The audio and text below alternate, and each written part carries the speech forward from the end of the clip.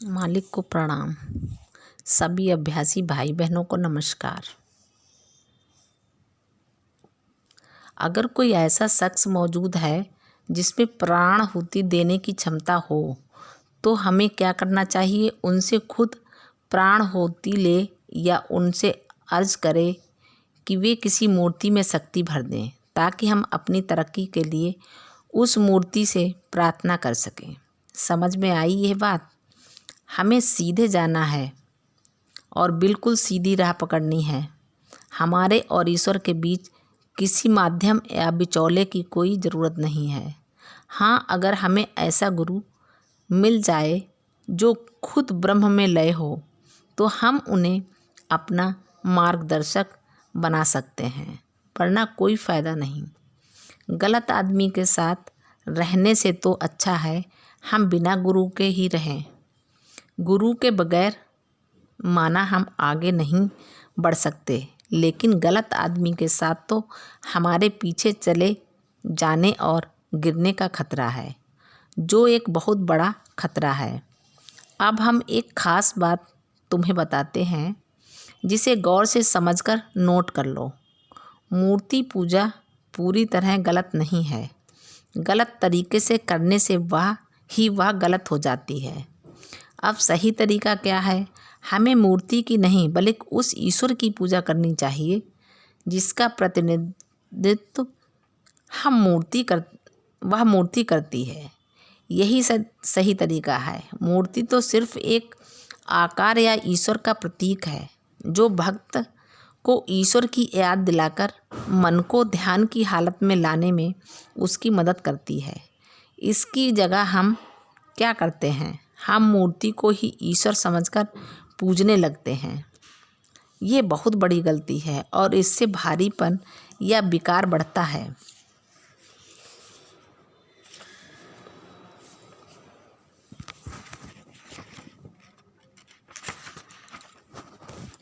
असल में ईश्वर का कोई रूप, कोई नाम नहीं होता। हम लोग ही उसे ऐसे नाम और रूप दे देते हैं। ऐसा करके हम ईश्वर को सीमित कर देते हैं। इससे भारीपन, ग्रासनेस पैदा होने लगता है। अब हमारी मूर्खता देखो। हमें तो खुद तरक्की करने और अपना विस्तार करने की कोशिश करनी चाहिए, लेकिन उसकी जगह हम ईश्वर को ही सीमित करने की कोशिश में लग जाते हैं। क्या ऐसी पद्धतियाँ कभी हमें लक्ष्य तक पहुँचा सकती हैं? एक और ज़रूरी बात हम तुम्हें बताते हैं। लोग कई देवताओं की पूजा करते रहते हैं, लेकिन हमें तो उस परम ब्रह्म परमात्मा की पूजा करनी चाहिए जो इन देवताओं की शक्ति का ही नहीं बल्कि उनके अस्तित्व का भी स्रोत है।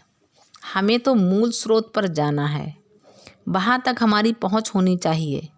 जो देवतागण उससे थोड़े भी कम हुए, उन्हें पूजने से हम लक्ष्य से पीछे रह जाएंगे और भारीपन पैदा कर लेंगे। हम एक और बात बताते हैं। लोग तीर्थ यात्रा करते हैं, वे सालों तक भटकते रहते हैं और एक जगह से दूसरी जगह जाकर पवित्र नदियों में स्नान करने और प्रसिद्ध मंदिरों में पूजा अर्चना करने में बहुत पैसा भी खर्च करते हैं।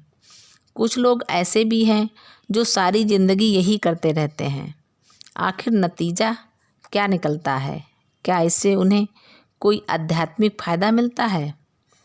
बस वे ये सोचकर खुश हो जाते हैं कि उन्होंने इतनी नदियों में स्नान किया और इतने मंदिरों में पूजा की।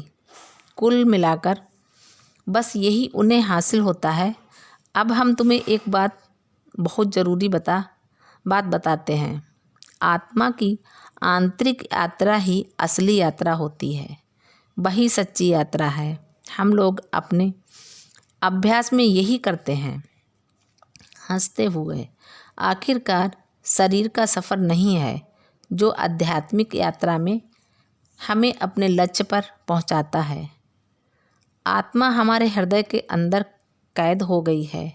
हमें ऐसा कुछ करना है कि वह आगे बढ़ सके और फिर एक के बाद दूसरी आध्यात्मिक अवस्था तय करते हुए अंतिम लक्ष्य तक पहुंच सके। यही असली यात्रा है।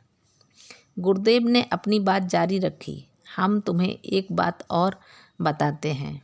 वेदों में कहीं मंदिर पूजा का जिक्र नहीं है। आखिरकार अपने हर काम के परिणाम के लिए हम वेदों का ही उदाहरण देते हैं, लेकिन वेद मंदिरों के बारे में कुछ नहीं कहते। डॉक्टर वरदाचारी ने इस बात की पुष्टि की है। तुम तो जानते हो कि वे दार्शनिक हैं और उन्होंने सारे वेदों का अध्ययन किया है। उन्होंने कहा कि सिर्फ ऐसा नहीं है कि वेदों में मंदिरों का जिक्र नहीं किया गया है, दरअसल वेदों के ज़माने में मंदिर थे ही नहीं। क्या इसका ये मतलब हुआ कि उस ज़माने में लोग पूजा नहीं किया करते थे?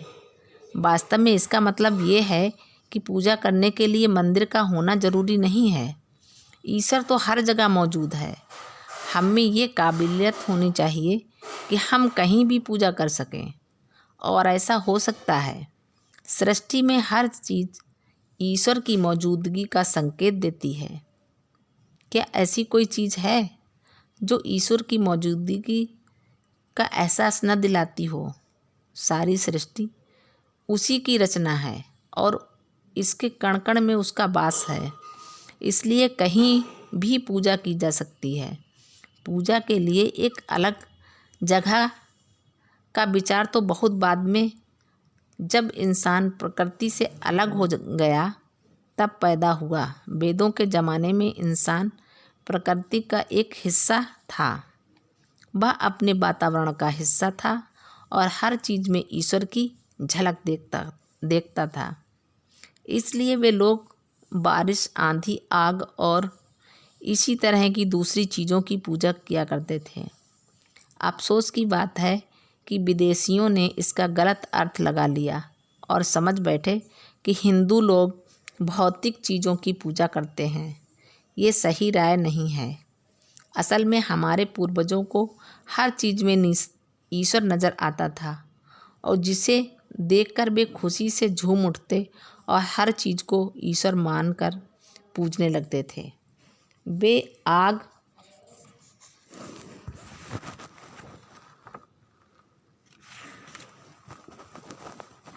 की नहीं बल्कि आग को ईश्वर का प्रतीक मानकर उसकी पूजा किया करते थे, और यही बात हर चीज़ के लिए लागू होती है। मूर्ति पूजा के बारे में हमने भी यही विचार तुम्हें बताए थे। बाद में ये सारे विचार भ्रष्ट होते चले गए। अब हम तुम्हें प्रार्थना की एक बहुत सुंदर परिभाषा बतलाना चाहते हैं। हमारे मास्टर साहब श्री ईश्वर सहाय ने एक बार पूछा कि प्रार्थना क्या होती है। मास्टर साहब ने कहा कि ईश्वर ने हमें इतनी सारी चीज़ें प्रदान की हैं। असल में प्रार्थना तो उन सब के लिए ईश्वर के प्रति आभार प्रकट करने का एक तरीका है। अब हम चावल, गेहूँ, घी आदि और भी बहुत सारी चीज़ें खाते हैं।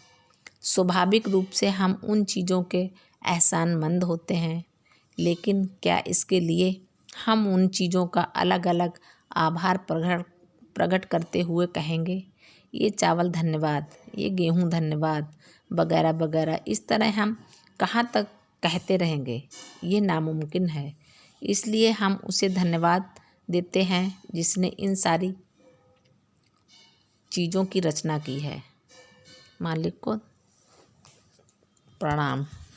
सभी अभ्यासी भाई बहनों को नमस्कार। धन्यवाद।